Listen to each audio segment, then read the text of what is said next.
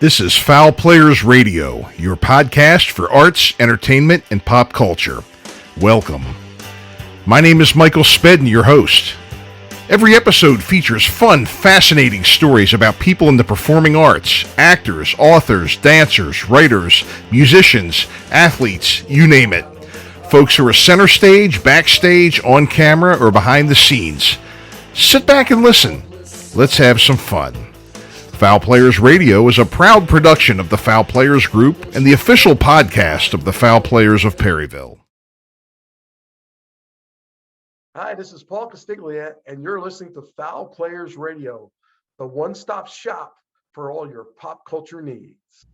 Hello, this is John Piet, Kevin Schmidt, and Jerry Bozick. And we're August, a little band from Virginia.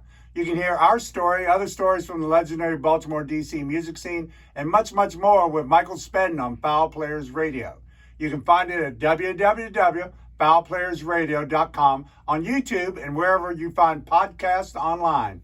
Keep rocking. Hi, this is Bud Becker, and you're listening to Fowl Players Radio. Well, hello, Michael Spedden here from Fowl Players Radio, your home for arts, entertainment, and pop culture. We are rolling into fall, which means Halloween is just around the corner. That's every entertainer's favorite time of the year. Katie Gordon and Lilli Burril of Rogue Swan Theater are here tonight to tell us about their big Halloween show for 2022. Rogue Swan enters the silver screen. The show will be performed at Milburn Stone Theater on October 28th and 29th and November 4th and 5th.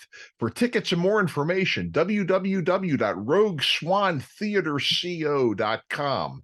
That's Rogue Swan, and theater is spelled with an R-E, and then co.com, or www.milburnstone.com. If you're watching this, you're likely watching this on YouTube, and you can see that I have the greatest face in the world for radio. Here is some exciting news. Over the next few months, we are going to be relaunching some of our classic episodes and placing them on our new YouTube channel. Remember, Fowl Players Radio can be heard on our main website, www.fowlplayersradio.com, or any platform where podcasts can be found, such as Apple, Stitcher, Spotify, iHeartRadio, Amazon Music, and many more, as well as on our new YouTube channel. No matter where you listen, please remember to hit the subscribe and like buttons and give us a good review, www.fowlplayersradio.com. The Fowl Players of Perryville have a few shows left this fall. We will be performing on the Western Maryland Scenic Railroad on October 8th and October 29th, and also on New Year's Eve. Tickets are available at www.wmsr.com. Also, don't forget your tickets for the Polar Express, which runs on the Western Maryland Scenic Railroad on selected dates from the Friday after Thanksgiving until Christmas Eve, www.wmsr.com. The Fowl Players of Perryville will also be performing at Fifth Company Brewing right here in Perryville, Maryland on October 21st, November 12th, and December 10th. Tickets are available, fifthcompanybrewing.com. Stick around. Katie Gordon and Lilli Burril of Rogue Swan Theater are coming right up. Hi, this is Kim of Kim's Crypt, and you're listening to Fowl Players Radio. Hi, everybody. Dwight Weems from Gaz the Fun Band, and you're watching and listening to Fowl Players Radio. This is A.D. Adams, and you are tuned in to Fowl Players Radio with your host, Michael Spedden.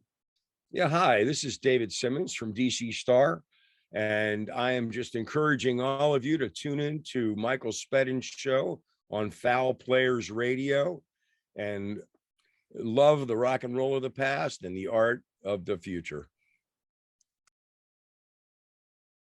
And folks, welcome back to another episode of Fowl Players Radio. And tonight, I am privileged to have with me a couple of members from Rogue Swan, and it's Katie Gordon and Lilli Burril. And it's good to have you both tonight. You've got some exciting things coming up during the Halloween season, so I'm looking forward to hearing all about it. Thanks, Mike. Thanks for having us. We love being with you. Yes. Well, thanks. It's great to have you on again. It's been a while. We were just talking a little before we started recording, and it's been, I think, about almost 3 years now. It's been a pandemic. Yeah, It's been a pandemic. Exactly. Exactly. I think you were getting ready to do, it wasn't Rocky Horror, was it? Or was No, it? we were getting ready to do one of our, I think our Halloween vaudeville. It was. That's what it was. That's what it was. Strange Case. Yeah. Yeah. That's what it was. Yeah, yeah. Well, great to have you back, and I'm glad to see that. I'm always seeing interesting things coming up from you all, and I really admire, your creativity and the fact that, you're just you pick fun things to do. Thank you. So tell us about your latest endeavor. What's coming up here? So we are going to be performing at the Milburn Stone Theater at the last weekend in October, first weekend in November. Mm-hmm. And the show is called Rogue Swan Enters the Silver Screen. And it's based on an original horror musical that was originated in the 90s called The Silver Screen. Mm-hmm. And it's just been personalized to fit our characters falling into that horror haunted house, basically. I see. And it's a really cool concept, this whole thing here. And you told me you've got some pretty ambitious things as far as the set and makeup and everything. Right. Tell us about that. I think the listeners would be very interested to hear this, and I think once they hear it, they're definitely going to come see it. Oh, good. Well, we want them to come see it, but basically what happens is when the characters get pulled into the silver screen, which is basically old time horror movie, the entire set and all of the characters in our company will be black and white from head to toe. We will be painted black and white to look like an old movie screen. Wow. And then throughout it, depending on what movie we're portraying, is whether or not we are becoming color or not. So eventually we will go from black and white to color movies throughout that 2-hour period. Yeah. That's great.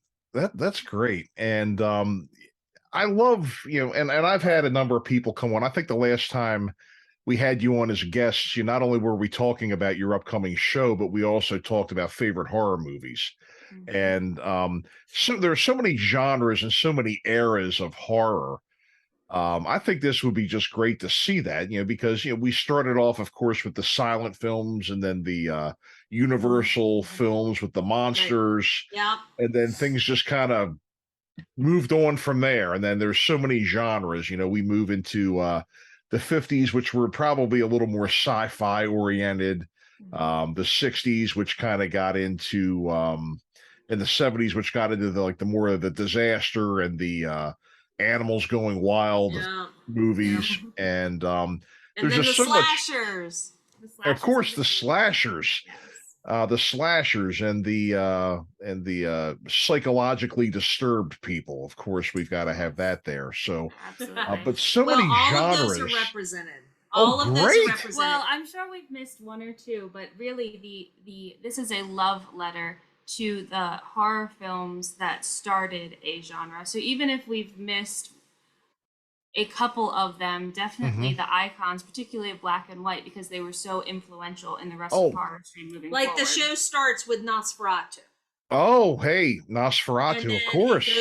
It moves forward into the 40s, into the 50s. It does end up, I will say, with slashers. Yes. I hate to disclose anything, but I will say that my husband is chasing me around with a chainsaw.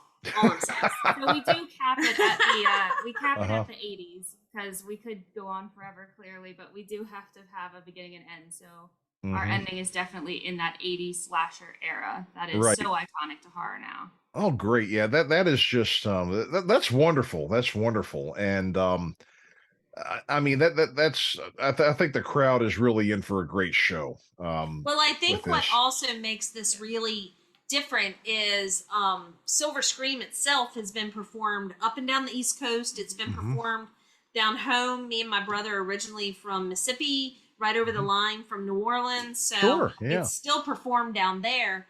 But the two things that make this performance brand new are that, number one, the show has always been the Silver Scream. This is Rogue Enters It, and we've been given permission by the the original creator, Jimmy Burril, we've been given permission to create this specifically for the Rogue Swan characters. So it's the Rogue characters that people have watched actually undergoing all of this, which I think is really cool.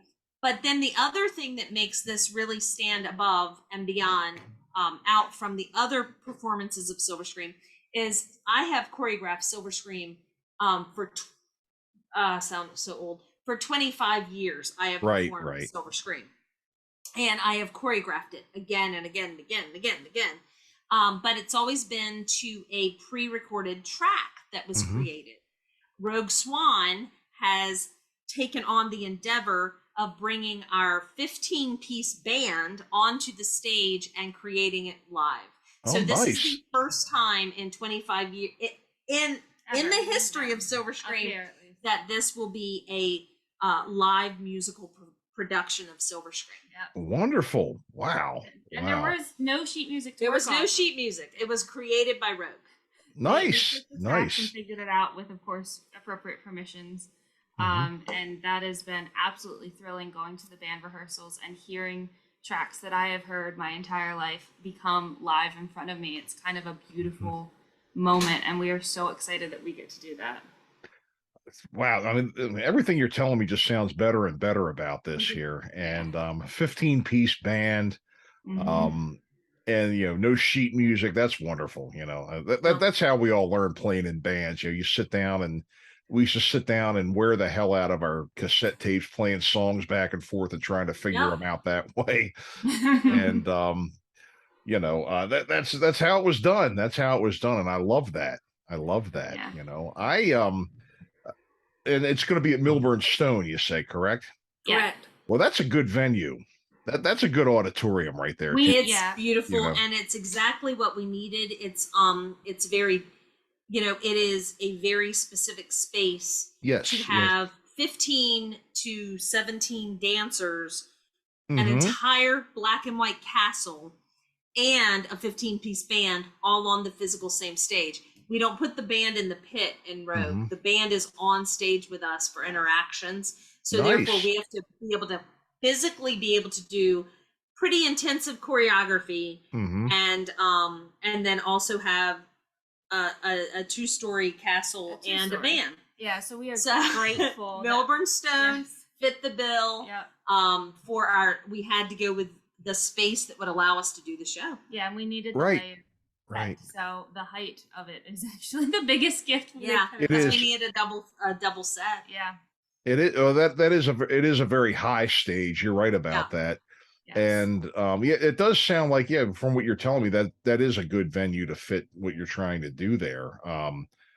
I've seen quite a few shows there, and it works very, very well. That was a well thought out, well built theater, I gotta say. It's a beautiful thing. It's a beautiful space. It really is. So that worked out perfect for us, just because we're not, we've never done one of our vaudevilles without having our band right next to us. And so even though Silver Scream's a little different, that's just part of that's who we are. So I would never want our core company to not be together, and the band is part of that core company. Yep. It seems like you guys are always doing something really cool around Halloween. I mean, I guess those of us that are in the performing arts, Halloween seems to be like a favorite holiday for many people, and I would say probably secondary to Christmas, because a lot of cool things happen around Christmas too. Besides this show here, let me just ask you to go down memory lane. What are some of the your favorites that you've done over the years for Halloween? I guess everyone's kind of like maybe trying to choose your favorite child or something. But I mean, I think tell us a little more about some of the memorable ones that to you, maybe one of you. Well, when we did the strange case of Rogue Swan, which we were talking about last time we met with you, it was basically a story that Lilli and I created that James, the president of Rogue, was the lead in, and he takes a potion, and basically it's the Jekyll and Hyde tale, and then he continues to get all of us whammied with the potion So we had the good guys that we were like the Scooby-Doo gang, having to get everyone unwhammied. And, you know, the music that we use in the vaudevilles are, they can be any song that we basically take and roguify. So some of the music that was in there, we went from I Put a Spell on You, we had Howl, we had Bad Moon Rising, like every genre. We had Oingo Boingo. We had so much Oingo Boingo. We have we have a problem with Oingo Boingo. We love Oingo Boingo. So you're dating yourself. That's okay. That's right. Oh, you know what? Hey, you know that. So am I. So I love Oingo Boingo. There is no, you know, as of September 15th, usually there's the Oingo Boingo playlist on my phone, and I stand by it.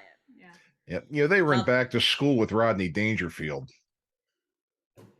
Yep. They were the band. They were. They were. They sang Dead Man's Party. Yep, exactly. Yeah, I love Oingo Boingo. So I love that. So I dated myself too to make up for there it. You go. So there you go. There you go. So I think we do have technically though, one of the more challenging things we did during the pandemic, we were supposed to have a follow-up to Strange Case that was canceled due to the pandemic, but it was called The Stranger Case. Well, we hadn't decided on the name. That's what I call it. That's what Katie The Stranger Case. But of course, everything was canceled. We actually figured out how to run a hybrid half film, half live performance. So our group got together during a pandemic and managed to safely do videos, recordings, and then have a live portion that was in an empty theater, and we did it, and we had a live streaming. Yeah, a live streaming of it. It was very successful. It was an amazing thing that we did. It was, it proved for some of us, because of the pandemic, to be the first time we had physically done anything face to face, and we were 6 feet apart the whole time. It was a real challenge. The Opera House was wonderful enough to let us, the Opera House in Havre de Grace, to let us use the space. In an empty space. Empty space. But even during the pandemic, one of the things that I think Rogue blossomed doing was creating, we kept what do we call it? The social distancing series. We had a social distancing series on YouTube, and every song that we performed, we even did a fundraiser where people got to vote for what songs they wanted us to perform, and every song that we did was socially distanced, to the point that our band would literally send around the track layering music on top of music so that we could actually continue performing. And it was a huge challenge, but it was something that was a labor of love, and we and it kept us all connected. It really did. It kept us together because, you know, a lot of theater companies, you go in and you audition for. You audition, you're in the show, you meet the people, you move forward. But with Rogue, we are a company, which means we have a core group of people, and they really are family. We don't hold auditions because they're core. They become, when they join Rogue, they become part of the vaudeville, and we create characters specifically for them. We have a belly dancer. We have a tattooed man. We have our knife thrower. Everyone has their specific character that the two of us have molded for them. So we don't, you know, because of that, it really has become, I mean, it's truly family. Yeah, that's what it sounds like. I mean, that's what it sounds like. And wow. I mean, quite an ensemble you have there. Do you want to tell us about a couple of your members? I know that's a long list of people. I know 17 in the band, and how many in the ensemble? Right. Some of them split the time between band and ensemble, which is always exciting. We have so Katie is my aunt. All of our family is in this. My father is Jimmy Burril, who wrote the original Silver Scream. Oh, He's also our drummer. He's also our drummer. So all of our family is involved. The belly dancer is his wife, your stepmother. My stepmother. My children, both of my boys, one of them is one of our main performers and vocalists. The other one is our bassist, who's amazing. My husband plays in the band. He plays the accordion. He plays the stand-up bass. He plays the piano, and he's also performing. He's Leatherface this time. Lily's husband is the tattooed man. I so spent it's about just an hour putting it's tattoos on literally a family affair for us, and then and the people we family found that along we've the way. chosen along the way. So Marion, who is our lead, she's the girl that's getting, there's always a final girl in the black and white films and all horror movies. Pretty much, there's the one girl. Marion is the girl in every song that gets stuck. Her nickname is Moxie. Her nickname is Moxie. We found her at a coffee shop. She showed up. She kept showing up and wouldn't leave. So then, finally I was like, come on. Yes, and then she brought her wonderful boyfriend, Alex. And now her boyfriend is not only a performer, but one of our guitarists. Yep. So it's just slowly... We find people. And then literally, what's really cool, honestly, I have to say about this production of Silver Scream is that in 1998, when I was pregnant with my first child, who is now one of the leads in this show, we did Silver Scream. And 3, James, Melissa, and Dane are in this show. Nice. Yes. They have come. Well, James is our president, so he's always in our shows. He's there. He's with us. Yeah. We can't get rid of him. His family. You've met him. Yeah. But Dane and Melissa first did Silver Scream in 1998, and they've come back for this show. And I cannot tell you how amazing that is. That's awesome. That is just great. That is just great. I love this. I love this. Yeah, I think the show resonates with people, and there's been so many Silver Scream alumni that have come back to it again and again. When we did it at HCC in 2012, we had Carrie, who was in it back in 98, who showed up for 2012. She drove at like an hour each way to get there. This show, and I think it is because it is such an ensemble show. If you're a horror movie fan, you're going to have a great time. But if you are a dance fan, you're going to have an amazing time. Right. I think 13 or 14 numbers, at least 11 of them are pure dance. Okay. It's a heavy dance show. But also, it's really nice because I think people return to be in Silver Scream because it is the ensemble that is the busiest. They are the one, they're going from being a Drac Bride to being in in Kong. They're going from being in Kong to being in the Wolfman. It is constant. They are the busiest people in the cast are the ensemble, and I think it's wonderful to have a show like that. Oh you know? Like we could not do the show without the ensemble. Like they are the ensemble. The dancers are the backbone of this show. Absolutely. And they will come back and do it because they know that they are adored and appreciated because they are the backbone. Yeah. Wonderful, man. This is so cool. This is so cool. What are the dates for this? So we have October 28th and 29th. So it's a Friday and Saturday at 8 p.m. Okay. We're not doing matinees. So it's Friday, Saturday. And then the next week we have November 4th and November 5th, which is another Friday, Saturday at 8 p.m. Okay. And do you have your own website for tickets? So Milburn Stone handles, because we are renting from them, they handle the tickets, so their website does. Okay, sure, However, Rogue Swan Theater does have our own website, and I have put a ticket link in there as well. So you can access it from our website, and you get to see a bunch of other cool stuff on there. Or you can go straight to the Milburn Stone website and pick up tickets there. I see. Well, this is okay. Well, great. This is definitely something, folks, I would encourage you to go see. I love the creativity. And I just love this group. You remind me of a couple of people I knew.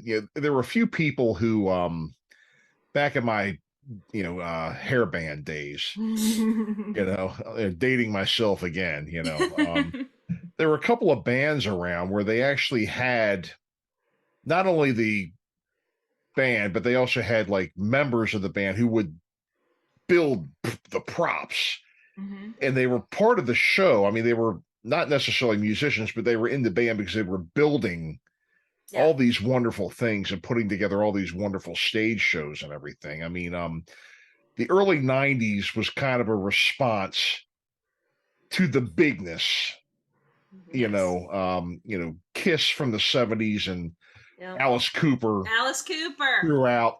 Grunge kind of came in and things kind of moved back to being minimalist, but there were still bands and things around, you know, even, you know, unsigned or underground bands that were still doing the big shows.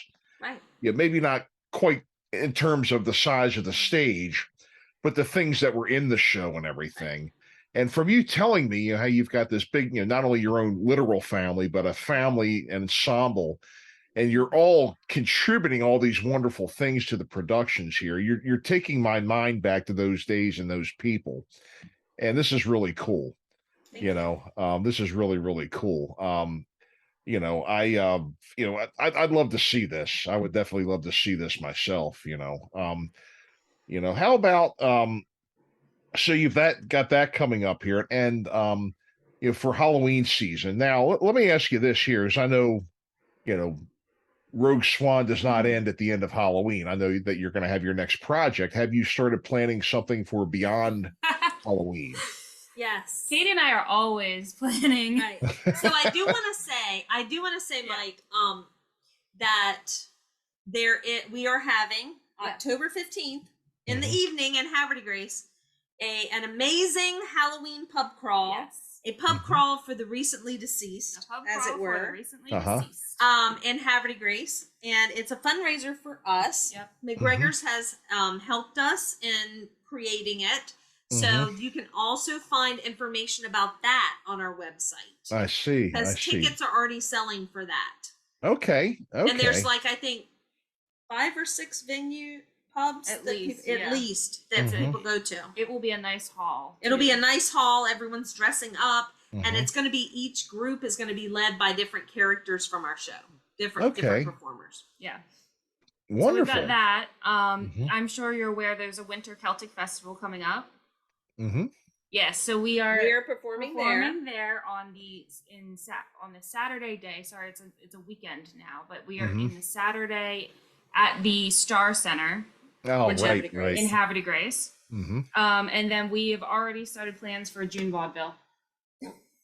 So we are well ahead into June and at this potentially point. a March show. And potentially a March show. Yes, and a March show as well. Yeah. Interesting. So you've got your whole, plans, going down the line, and they all sound like really cool things. They all sound like really cool things. And I've seen you all out promoting during First Fridays and stuff because, I know whenever I had a show, I was always walking around in costume trying to drum up some people to come see me. And people would mostly just look at me like I was weird. But that's such a great town, and they're very supportive of artistic endeavors over there. Yes, absolutely. And that's really getting to be the way of things, out in this area. Really, things are, I know Bel Air and Havre de Grace. I know over in Perryville they're starting to do stuff. Local homegrown talent. Right. People out doing things and putting on shows, and people are supporting it, which is wonderful. Yeah, we love that. Our little town is very busy, full of music all the time, and it's one of my favorite things about Haverty Grace. You've got the State Theater, you've got the Opera House, now you have the Star Center. Pretty much every genre of what you may want to see is right here. And every weekend there's something going on. Yeah. There is something always going on. There is something always, and they have ghost tours over there too. And the ghost tours.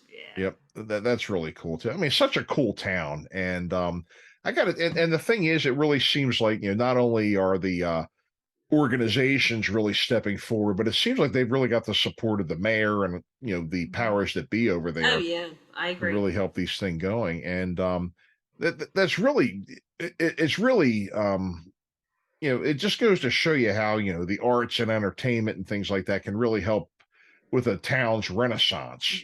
It's just one thing that kind of gets the ball rolling. And, once everything gets going together, you really have what's really turning into a great town over there, having a Grace, years ago. And I can, I'm from Dundalk, and I took the butt of that and I still do.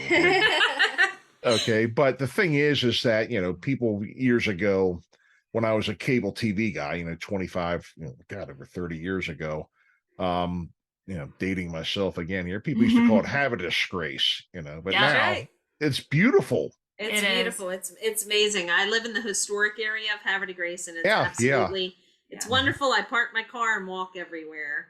Yeah. And, I do want to say that, it's interesting to me, and I think something that came from COVID, whether it's, there are so many negatives from COVID, clearly, but I really do think that it was a moment where the world got to take a step back and recognize the importance of the arts. Because when there could be no football, when there could be no basketball, when there could be none of those things, we were still able, through technology and through perseverance, to continue providing what I hope was entertainment and hope in a very scary time. Sure.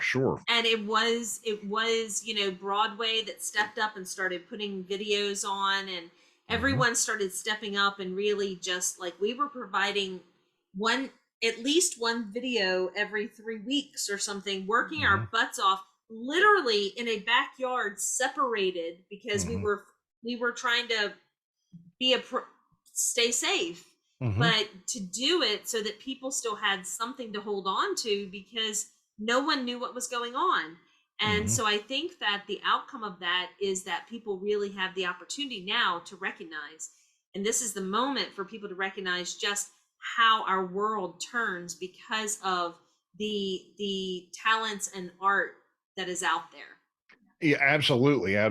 Now, I didn't perform with my murder mystery group, during COVID very much. I would assume you couldn't because of the venues you would be in. Well, the venues and the fact they were closed. It wasn't like they were just open but not having entertainment. They were closed. Right. And but I spent a lot of that time, as did a lot of other people, that really couldn't perform out at the time, writing and preparing for the time, preparing for things to reopen.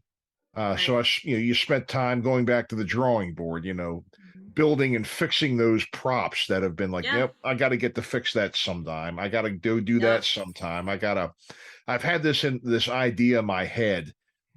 Well, you're not doing anything this weekend, so why don't you do it? Okay. We started making the costume shop. We started making the costume Bingo, shop, there you go. There you go. From a company perspective, we took the time to become nonprofit. It's a very arduous task. It was literally us on Zoom for hours, and now we are a nonprofit entity. Oh, good. Yeah, I know how that is. I was on the board of 2 of them over the years, and I wasn't even like an officer. I wasn't even like the president, and I wasn't dealing with all that. But I witnessed peripherally what all that's like, and I'm like, oh, Jesus, it's a lot. It is a lot, and you better have your I's dotted and your T's crossed too, or else you're in some, you're going to have some problems, But well, good for you. Good for you. Love it. We try and stay busy. We don't know how to sit still. Yeah, well, something I can tell. I can tell, and I love this. I absolutely, love this, and I can't wait to see this show coming up, and the rest of them that are, coming down the pike that you mentioned there. How about, you had talked about some shows from the past and everything. Do you have anything that's like maybe a bucket list for you, or something that you would like to attempt without giving too much away? Licensed shows, or something just for us? For you, for your, or anything really. Something that you would like to do with Rogue Swan, but maybe something else you'd like to do maybe on your own too. Yeah. On the Rogue Swan perspective, we would love to do sort of a local tour as it were, to take a couple of our vaudevilles, clean them up, and be able to go to different places and just spend a little time and actually be able to pay our performers to be doing this. Yeah, we start every vaudeville with us physically walking through, basically setting up the stage. The stage is not set. We physically walk in as though we're walking into a town and putting up the tent. Yep. So that is my goal, to walk into a town and put up the tent. That's cool. That's cool. Excellent. Wow. Well, this is great. I mean, I'm just like, now you got me thinking about things I want to do when I'm supposed to be doing a show here. I'm kind of like doing that. All of a sudden, all these ideas are coming into my head and everything. I'm like, focus, Mike. Come on, let's get. But well, wonderful. Well, I tell you what, let's give us your official website name. Okay. Let me pull it up so I get it exactly right. Yeah. All right. So it is Rogue Swan Theater Co. So rogueswantheaterco.com. Okay. Rogue Swan Theater Co. Is it R-E or E-R for theater? R-E. R-E. Okay. And it has everything. It has all of our information, our upcoming shows. It has a link to our bonfire store, which is just a fundraising store where you can get some really cool merchandise and we get some of the profits from it. So if you want to rep a Rogue Swan t-shirt or a Silver mug, Scream t-shirt. you want a Silver Scream t-shirt, we've got those for you. More designs are on the way for October, of course. So okay. Yeah. Are you gonna be selling that at the show too? We will have so yes, we're doing things a little bit hybrid, so that way we don't have to carry a bunch of inventory. We will have a sample, and you'll be able to scan. You'll have one of those QR codes so you can scan and order whatever you want. Oh, okay. Great. Man, it seems like you've got a lot going on here, Well, wonderful. Well, I really appreciate you coming on the show tonight and, catching up again. It's been great, Thank you so much, Mike. We appreciate your time immensely. Sure. Yeah. I have, I absolutely love it, people doing great things around here. And that's really the purpose of my show, is to tell people about these things. We've got a lot of great, fans. We've got a lot of great, groups out there, we've got your group out there who's, doing all kinds of great shows and everything. I've had as guests, you've seen the Huns before, right? Kendra, of course, right? Yeah. And she's, one of my actors, and one of the Huns as well. Yeah. Our official ambassadors of goodwill. And, Excellent. And a group of ladies who, to me, they look like every one of my friends' grandmothers when I was growing up. Or moms, Yeah. And there is a lot around here. There was a lot in the past, because I do bring people on from years ago to tell their stories, and what was going on years ago and what's going on now is really the name of the game. And there's a lot to be excited about around here. So, well, thank you all for being with us today. I really appreciate it, folks. Make sure you get out and see Rogue Swan Enters the Silver Screen, and www.rogueswantheaterco.com. Yep. I got that right. And Perfect. Also Milburn Stone Theater. Is it milburnstone.com or milburnstonetheater.com? Let's look. They'll find it. Yeah. I'm it's not split hairs over that. So wonderful. Well, again, thank you all with Rogue Swan. Folks, get out and see them. They really do some cool stuff. And we will see you all next time. Okay. Thank you so much, Mike. Thanks Take care. again, ladies. We'll see you next time. Okay.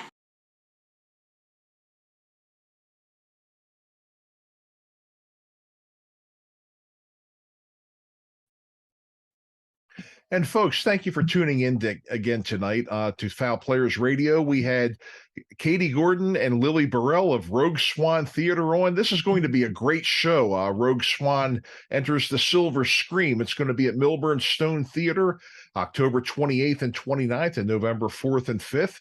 For tickets and more information, again, www.rogueswantheaterco.com or www.milburnstone.com.